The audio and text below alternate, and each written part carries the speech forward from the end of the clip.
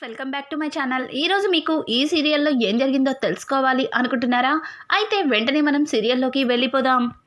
ఇంకా జరిగిందంతా తెలుసుకున్న అవని అయితే ప్రణతికి నచ్చ చెప్తుంది. చూడు ప్రణతి, ఖచ్చితంగా నిజం తెలిసిన రోజు ఇంట్లో అందరూ కూడా చాలా బాధపడతారు. అలాగే నిన్ను దగ్గరికి తీసుకుంటారు, ఓదార్చుతారు. నేను చెప్పేది విను, నీకు నేనున్నాను అని చెప్పి ఇంకా ప్రణతికి ధైర్యం చెప్పి అవని అయితే ఆఫీస్కి బయలుదేరుతుంది. ఇంకా ఆఫీస్ దగ్గరికి వచ్చాక అక్షయ్ని చూసి అక్షయ్తో మాట్లాడాలి అనుకుంటుంది. కానీ అక్షయ్ తనకి మాట్లాడే అవకాశం ఇవ్వడు కదా, తనతో ఎలా మాట్లాడాలి అని చెప్పి అవని ఆలోచిస్తూ ఇక లోపలికి వెళ్తుంటుంది. ఇంకా అవనికి తెలియని విషయం ఏంటంటే తనని ఫాలో చేస్తున్న పల్లవి ఏంటి బావగారి దగ్గరికి వెళ్ళి నిజం చెప్పేస్తుందా? చెప్పని బావగారి రియాక్షన్ కూడా చూస్తే అర్థమవుతుంది అని చెప్పి ఇక పల్లవి అయితే తన మనసులో అనుకుంటుంది.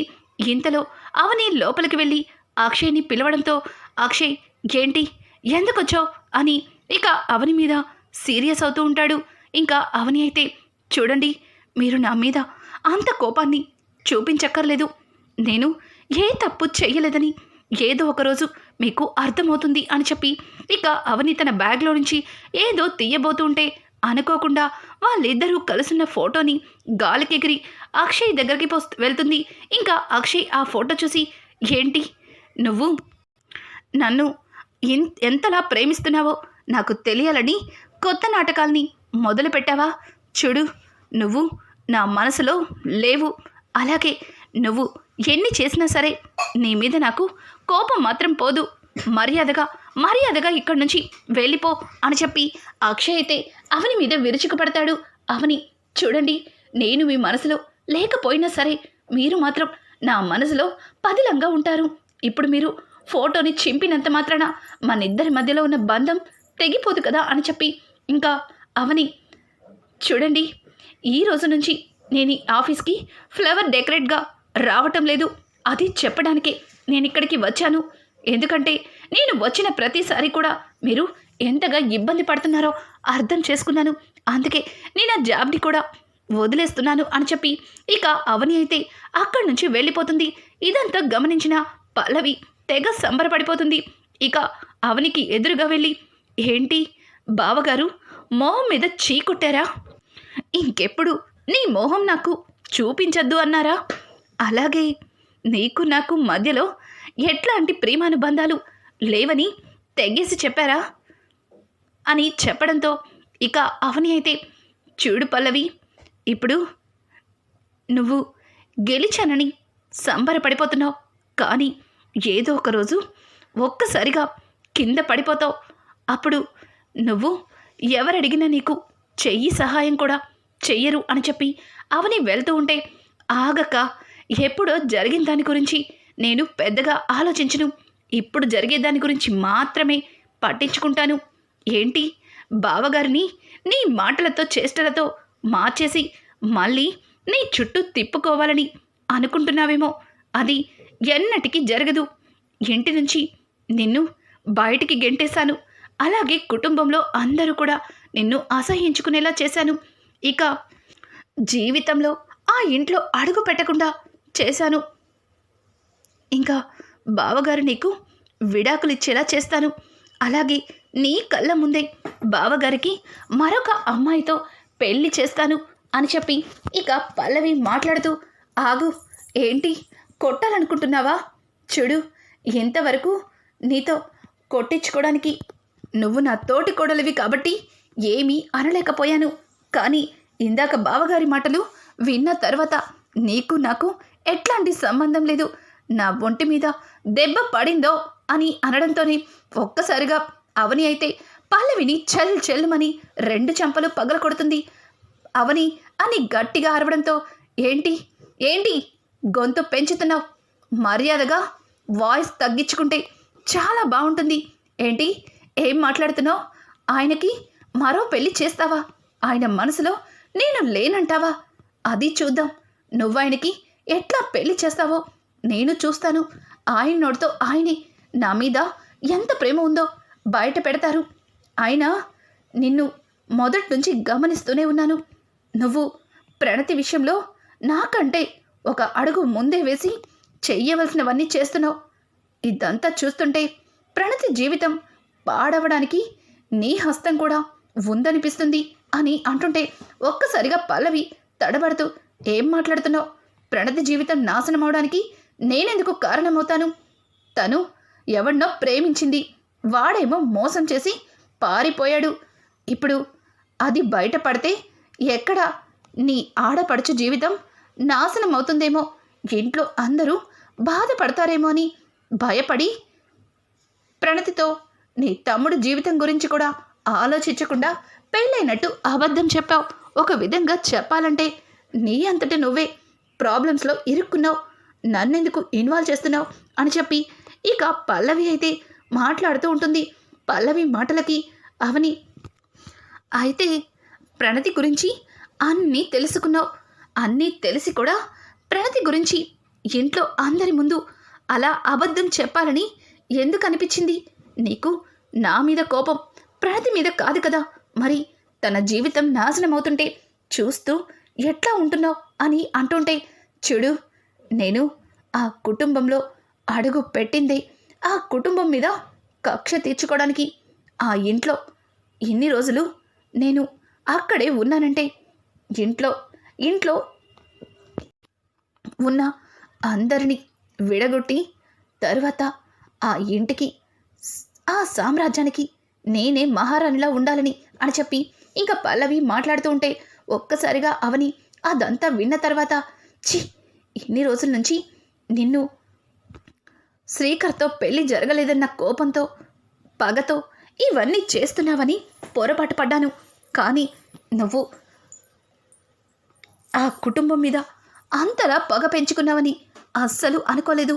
నువ్వు మర్చిపోయినట్టున్నావు, నీ కడుపులో పెరుగుతున్న బిడ్డ కూడా అదే కుటుంబానికి సంబంధించిన వ్యక్తి అని చెప్పడంతో, పిచ్చి అవని, నా కడుపులో ఉన్న బిడ్డని నేనెలా చూసుకోవాలో నాకు బాగా తెలుసు. నువ్వేమీ నాకు బుద్ధులు నేర్పక్కర్లేదు. ముందు నీ మరదల జీవితాన్ని ఎట్లా చక్కదిద్దుకోవాలో అది ఆలోచించు. అలాగే నీ భర్త నుంచి విడాకుల కాగితాలు రాకుండా ఆగడానికి ప్రయత్నించు అని అనుకుంటూ అక్కడి నుంచి పల్లవి కారెక్కి వెళ్ళిపోతుంది. ఇక ఇది ఇలా ఉండగా ఇక్కడ చూస్తే రాజేంద్ర అయితే జరిగిందంతా గుర్తు చేసుకుంటాడు. ప్రణతి ఎందుకు అవని గురించి అంత పెద్ద అబద్ధాన్ని మా అందరితో చెప్పింది? అవని అబద్ధం చెప్పమంటే తను కాస్త కూడా ఆలోచించకుండా అలా ఎలా చెప్తుంది? మెడలో తాళి కట్టిన భర్తే కాదంటుంది. అసలు తను నన్ను పెళ్ళే చేసుకోలేదు అంటుంది. పైగా తన కడుపులో పెరుగుతున్న బిడ్డకి మరెవరు తండ్రిని చెప్తుంది. ఏ కన్న తల్లైనా తన కడుపులో పెరుగుతున్న బిడ్డకి మరొకరిని తండ్రిని ఎందుకు చేస్తుంది? నిజంగానే ప్రణతి నిజమే చెప్పిందా? మేమి ప్రణతిని అర్థం చేసుకోలేదా అని చెప్పి రాజేంద్ర ఆలోచిస్తుండగా ఇంతలో పార్వతి కాఫీ తీసుకుని రాజేంద్ర దగ్గరికి వస్తుంది. ఏవండి, కాఫీ అని చెప్పి రాజేంద్రని పిలుస్తుంటే రాజేంద్ర ఉలుకు పలుకు లేకుండా ఆలోచిస్తూ ఉంటాడు. ఏవండి, మిమ్మల్ని అని చెప్పి భుజం మీద తట్టడంతో ఇక రాజేంద్ర ఉలిక్కి పడి, చెప్పు పార్వతి అని అడగడంతో, ఏంటండి, మీకోసం కాఫీ తీసుకొచ్చి పిలుస్తుంటే పలకటం లేదు, అంత పరధ్యానంగా ఉన్నారు, ఏమైంది అని అడగడంతో దానికి రాజేంద్ర అయితే, ఏం లేదు పార్వతి, మన ప్రణతి గురించి ఆలోచిస్తున్నాను అని చెప్పడంతో, ఏం ఆలోచిస్తారండి, విన్నారుగా ప్రణతి మాటలు ఎలా ఉన్నాయో. ఆ అవని చెయ్యమందల్లా చేస్తుంది, ఆ అవనికి తోలు బొమ్మగా పనిచేస్తుంది మన ప్రణతి. అసలు ప్రణతి ఇలా అవుతుందని అస్సలు అనుకోలేదు. చివరికి తన కడుపులో పెరుగుతున్న బిడ్డకి కూడా తండ్రిని మార్చేస్తుంది ఆ అవని అని చెప్పి ఇక పార్వతి మాట్లాడుతుంటే పార్వతి మాటలకి రాజేంద్ర, పార్వతి, అసలు నువ్వు తల్లివేనా? ఒక కూతురు గురించి ఇలాగైనా మాట్లాడేది? ఒక్కసారి నువ్వెందుకు ఆలోచించలేకపోతున్నావు అని అంటుంటే, ఏంటండి మీరు అలా మాట్లాడుతున్నారు? మళ్ళీ ఆ అవని గురించి నీతి కబుర్లు మాత్రం నాకు చెప్పకండి అని చెప్పి పార్వతి అక్కడి నుంచి వెళ్ళిపోతుంది.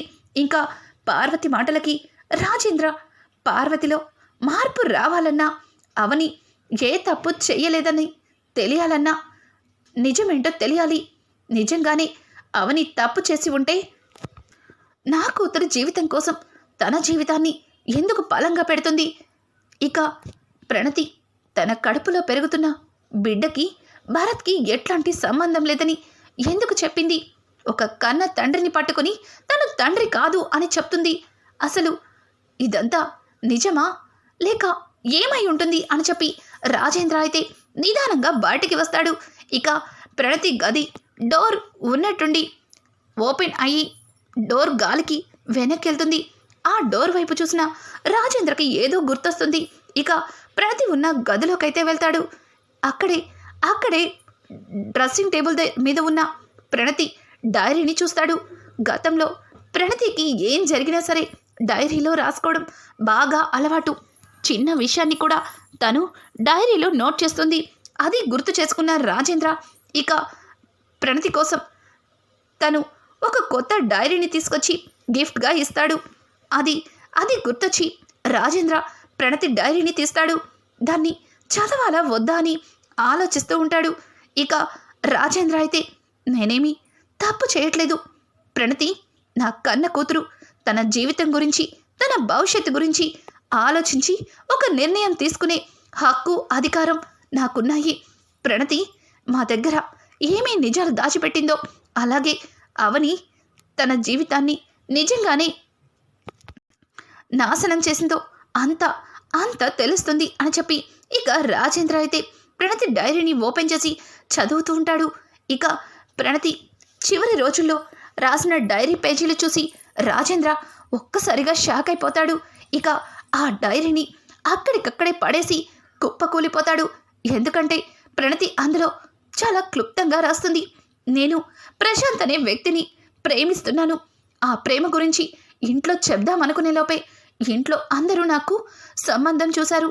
నా సంబంధం గురించి ఇంట్లో అందరూ కూడా చాలా సంతోషిస్తున్నారు. వాళ్ళ మొహంలో ఉన్న ఆనందాన్ని చూసి వాళ్ళకి నిజం చెప్పలేకపోయాను. కానీ బాధలో అవని వదిన గుర్తొచ్చింది. వదినకి నిజం చెప్తే ఖచ్చితంగా ఇంట్లో అందరితో మాట్లాడి ఏదో ఒక సొల్యూషన్ వెతుకుతుంది అని చెప్పి ఇంకా ప్రణతి అయితే తన నిశ్చితార్థం రోజు అవనిని రమ్మన్నట్టుగా ఇంకా వదిన అక్కడికి వచ్చింది. కానీ వదినని అందరూ అవమానించారు. వదిన్ని పిలిచింది నేనే అన్న నిజాన్ని అందరి ముందు చెప్పలేకపోయాను. పైగా నా వల్ల వచ్చిన వదిన ఇంటి కోడలిగా కాకుండా మన ఆరాధ్య టీచర్గా పరిచయం అయింది పెళ్లి వాళ్ళకి. ఆ నిజాన్ని అందరి ముందు చెప్పలేకపోయాను. కనీసం నా బాధని వదినతో కూడా మాట్లాడలేకపోయాను. అనుకోకుండా అందరూ కలిసి వదిన్ని అవమానించి నా వల్ల పంపించేశారు. కానీ వదిన నోరు విప్పి ప్రణతిని నన్ను పిలిచిందన్న నిజాన్ని ఎవ్వరికీ చెప్పలేదు. ఇక వదినకి ఫోన్ చేసి చాలాసార్లు తనతో జరిగింది చెప్పాలని ప్రయత్నించాను.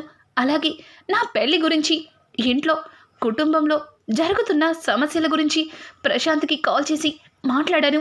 కానీ ప్రశాంత్ నుంచి ఎట్లాంటి రియాక్షన్ లేదు. పైగా నీకు జరుగుతుంది నిశ్చితార్థమే కదా, పెళ్ళి కాదు కదా. పెళ్ళి కల్లా నేను వచ్చి మీ ఇంట్లో వాళ్ళతో మాట్లాడతానని నాకు నచ్చ చెప్పినట్టుగా మాట్లాడాడు. ఆ తర్వాత ప్రశాంత్కి ఎన్నోసార్లు కాల్ చేశాను. పైగా నా కడుపులో పెరుగుతున్న బిడ్డ గురించి చెప్పిన తర్వాత తన ఫోన్ స్విచ్ ఆఫ్లో ఉంది. ఈ నిజాన్ని ఎవరితో చెప్పుకోవాలో అర్థం కాలేదు. ఇక నేను ఒక నిర్ణయానికి వచ్చాను. ఇంటి నుంచి వెళ్ళిపోవాలని అని చెప్పి అక్కడితో ఆ డైరీ ఆగిపోతుంది. అదంతా చూసిన రాజేంద్ర డైరీని కింద పడేసి అక్కడికక్కడే కుప్ప కూలిపోతాడు. ఇక రాజేంద్ర కింద పడిపోవడంతో పక్కన ఉన్న ఫ్లవర్ వాస్ కింద పడిపోతుంది. ఇక వెంటనే శ్రీకర్ అలాగే కమల్ ఇద్దరు కూడా పరిగెత్తుకుంటూ రాజేంద్రని పట్టుకుంటారు. నానా ఏమైంది ఏమైంది అంటుంటే ఇక రాజేంద్ర అయితే శ్రీకర్ని చూసి మంచం మీద తను పాడేసిన డైరీని చూపిస్తాడు. ఇంకా ఆ డైరీని చూసిన శ్రీకర్ దాన్ని పట్టుకుని ఇక రాజేంద్రని ఎత్తుకుని తన గదిలోకి వస్తారు. ఇంకా రాజేంద్రకి ఇవ్వవలసిన టాబ్లెట్స్ని ఇచ్చి నాన్న మీరు మరీ ఎక్కువగా ఆలోచిస్తున్నారు. చూడండి, మీరు ఇలా బాధపడితే ఆ భారం మొత్తం మీ హార్ట్ మీద పడుతుంది. ప్లీజ్ నాన్న, మీ హెల్త్ కూడా బాగాలేదు, మీరు ఎక్కువగా ఆలోచించకండి అని చెప్పి కమల్ అలాగే శ్రీకర్ ఇద్దరు కూడా రాజేంద్రకి నచ్చ చెప్తారు. ఇక రాజేంద్ర అయితే, రే శ్రీకర్, నేను తప్పు చేశానురా, చాలా పెద్ద తప్పు చేశాను. ఎన్ని రోజులు ఒక తండ్రిగా అలాగే ఒక కోడలికి మామగారిలా ఒక హోదాలో ఉన్నాను అనుకున్నాను, కానీ నేను ఇట్లాంటి తప్పు చేస్తానని అస్సలు అనుకోలేదని చెప్పి ఇక రాజేంద్ర ఆలోచిస్తూ ఉంటాడు. ఇంతలో పక్క నుంచి కమల్, నాన్న మీరు ఏ తప్పు చేయలేదు నాన్న, నిజమేంటో తెలియక మీరు వదిన మీద ఆవేశపడ్డారు అంతే నాన్న, అది తప్పనరు. అవును నాన్న అని చెప్పి శ్రీకర్ అలాగే కమల్ రాజేంద్రకి నచ్చ చెప్తూ ఉంటే, లేదు ప్రణతి విషయంలో నేను చాలా పెద్ద తప్పు చేశాను. తను నిజం చెప్పినా సరే నమ్మకుండా తనని అవమానించి ఇంటి నుంచి పంపించేశాను. ఇక ఏ తప్పు చేయని అవని మీద చాలా పెద్ద నింద వేశాను. తనని ఇష్టం వచ్చినట్టు మాట్లాడాను. మీ అమ్మ తనని ఇంటి నుంచి పంపించేస్తుంటే ఒక్క మాట కూడా మాట్లాడలేకపోయాను. తను కోడలిగా నా ఇంట్లో అడుగు పెట్టింది, నన్ను కన్న తండ్రిలా చూసుకుంది. కానీ నేను ఏమీ చేయలేకపోయాను. ఇవన్నీ నా తప్పులే కదా. నా కూతురు మోసపోయాను నాన్న, చచ్చిపోవాలి అనుకున్నాను. కానీ వదిన నాకు ధైర్యం చెప్పింది, నన్ను బ్రతికించింది అని ఏడుస్తూ చెప్పింది. కానీ నా కూతుర్ని నమ్మలేదు, నేనున్నానని తనకి ధైర్యాన్ని ఇవ్వలేదు. మరి ఇవన్నీ తప్పులే కదా అని చెప్పి రాజేంద్ర మాట్లాడుతూ ఉంటే ఇక కమల్, నాన్న అసలు ఏమైంది, ఎందుకు మీరు ఇలా మాట్లాడుతున్నారు, నాకెందుకో భయంగా ఉంది అని చెప్పి ఇక కమల్ మాట్లాడుతూ ఉంటే, చూడు కమల్, నువ్వేం భయపడకు. చూడు, ప్రణతి నిజంగానే భరత్ని పెళ్లి చేసుకోలేదు. తను ప్రేమించింది మరొక వ్యక్తిని. తను ఎక్కడున్నాడో తెలియక తను మోసపోయానని, జీవితాన్ని కోల్పోయానని, ఇక నేను బ్రతకలేనని ప్రణతి ప్రాణాలు తీసుకోవాలనుకుంది. పిచ్చి పిల్ల. తనకి ధైర్యాన్నిచ్చి మేమున్నామని చెప్పకుండా తనని మన సూటిపోటి మాటలతో చాలా బాధ పెట్టాం. రే కమల్, ఇప్పుడే వెళ్ళి ప్రణతిని తీసుకురారా.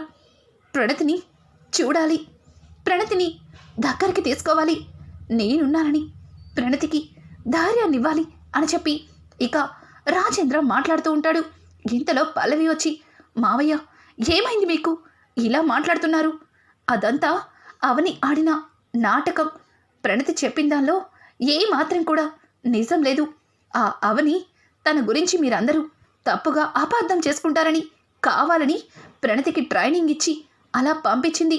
ప్రణతిని చిన్నప్పటి నుంచి చూస్తున్నాను, తనెప్పుడు కూడా ఇట్లాంటి తప్పులు చెయ్యలేదు.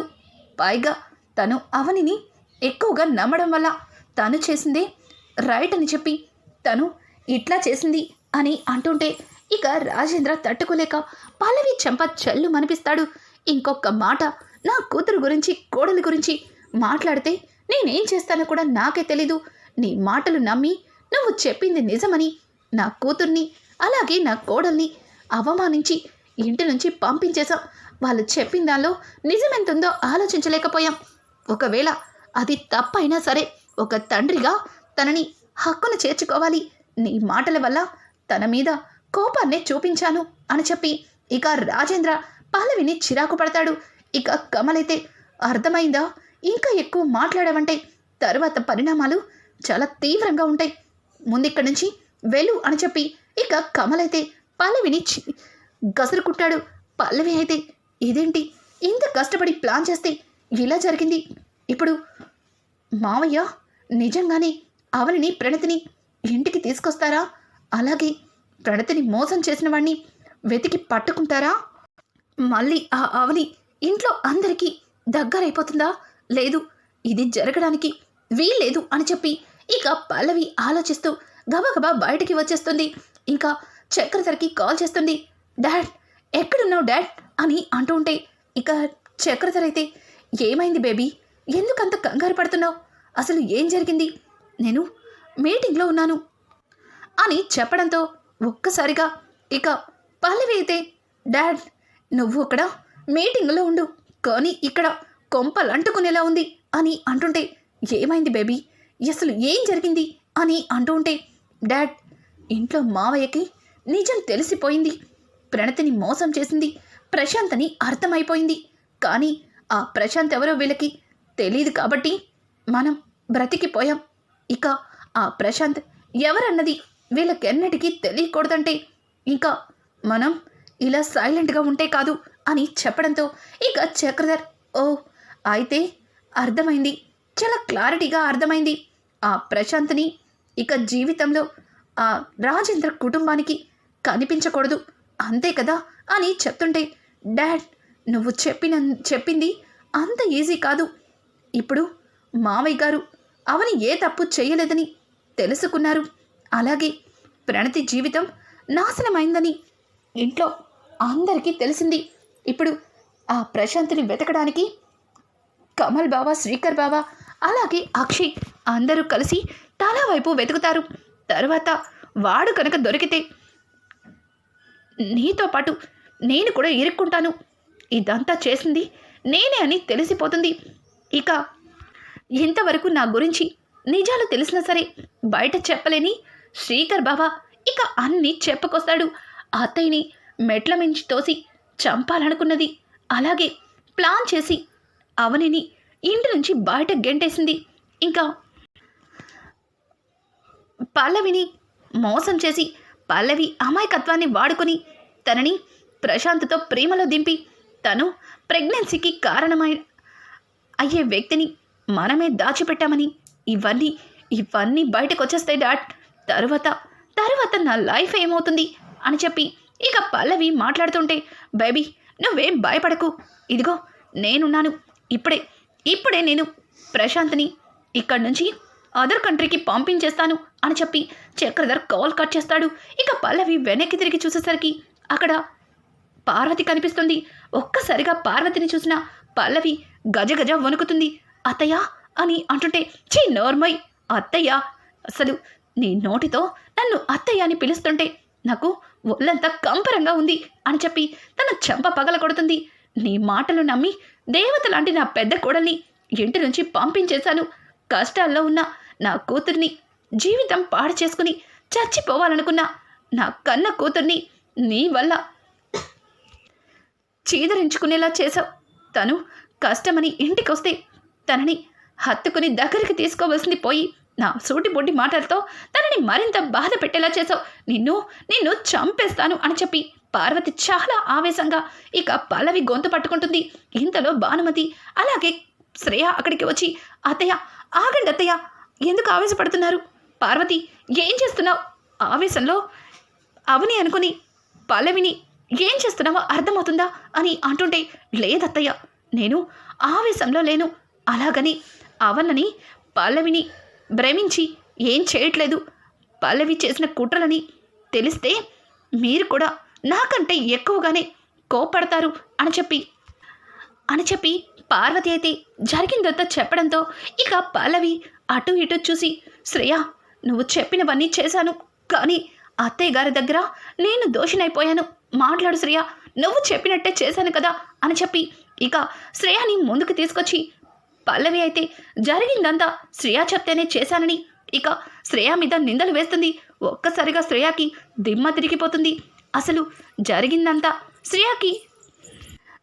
దానికి శ్రేయకి ఎట్లాంటి సంబంధం లేకపోయినా ఇక శ్రేయాని అడ్డంగా ఇరికిస్తుంది. పల్లవి అయితే రానున్న ఎపిసోడ్స్లో ఇక ప్రశాంత్ని ఎట్లా పట్టుకోబోతున్నారు, అలాగే అవరిని ఎలా తీసుకురాబోతున్నారు, ఇట్లాంటి లేటెస్ట్ ఎపిసోడ్స్ మీకు మరిన్ని కావాలి అనుకుంటే మా ఛానల్ని సబ్స్క్రైబ్ చేసుకోవడం మాత్రం మర్చిపోకండి. Thanks for watching.